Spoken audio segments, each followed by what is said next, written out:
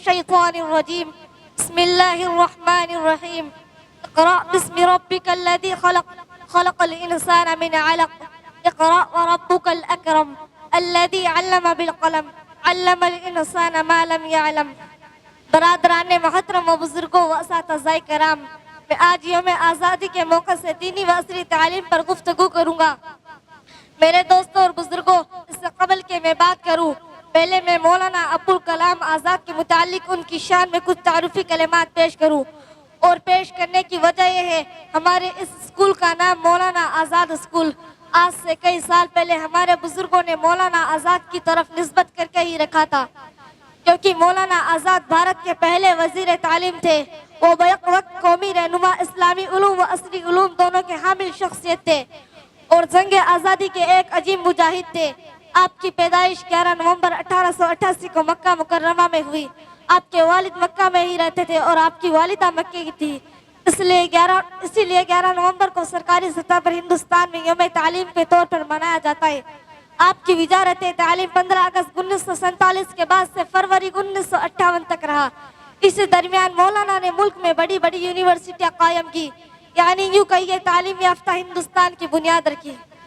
اب آئیے دینی و عصری تعلیم میں مطابقت کے بارے میں کچھ بات کروں. عصری تعلیم وہ تعلیم ہے جو دنیاوی تعلیم کہلاتا ہے. ہمیں معلوم ہے ایک تعلیم وہ بھی ہے جو دین سے متعلق ہے.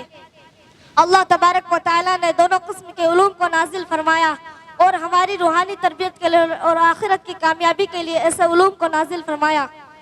محترم حضرات، دراصل بات یہ ہے کہ جب عالم اسلام سے خلافت کا خاتمہ ہوا اور دنیا پر یورپین طاقت کا غلبہ ہوا، یعنی کولونیل ازم کا دور آیا، تبھی سے دینی اور دنیاوی علوم کی تفریق ہو گئی اور مغربی طاقت یہ چاہتی تھی کہ کسی بھی جگہ پر مذہبی علوم کا دخل نہ رہے، جس کے نتیجے میں انگریز قرآن اور حدیث کے علوم کو مٹانے کے در پہ ہو گئے، جس کے رد عمل کے لیے مسلمانوں کے عظیم رہنما مولانا محمد قاسم نانوتوی نے دارالعلوم دیوبند کی بنیاد ڈالی تاکہ مسلمان قرآن اور حدیث کے علوم سے باخبر نہ رہے.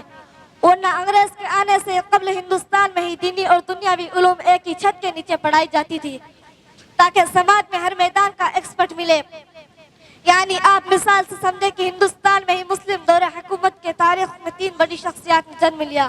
ایک ہے مجدد الفسانی، جن کے بارے میں علامہ اقبال کہا کرتے تھے the greatest religious genius of Muslim India.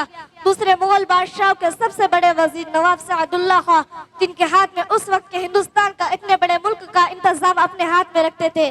تیسرا تو دنیا کا 8واں عجوبہ یعنی تاج محل، جس کو دیکھنے کے لیے دنیا سے سیاح آتے ہیں. اس جیسی عمارت کو بنانے والا آرکیٹیکٹ جن کا نام احمد معمار ہے. یہ تینوں ایک ہی ادارے کے پڑے ہوئے تھے کہ معاشرے میں سماج میں ڈاکٹر بننا فرض کفایہ ہے، انجینئر بننا فرض کفایہ ہے، اسی طرح کسان بننا فرض کفایہ ہے.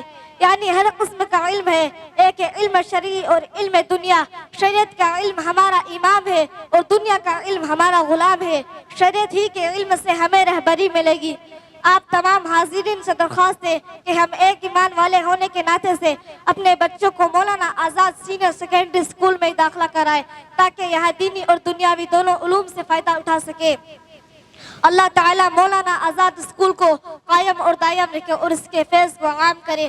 وما علینا الا البلاغ. السلام علیکم. جے ہند جے بھارت.